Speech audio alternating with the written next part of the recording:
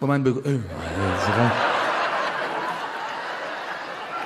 داخل رو منو من از پشت خودم تا حالا ندیده بودم.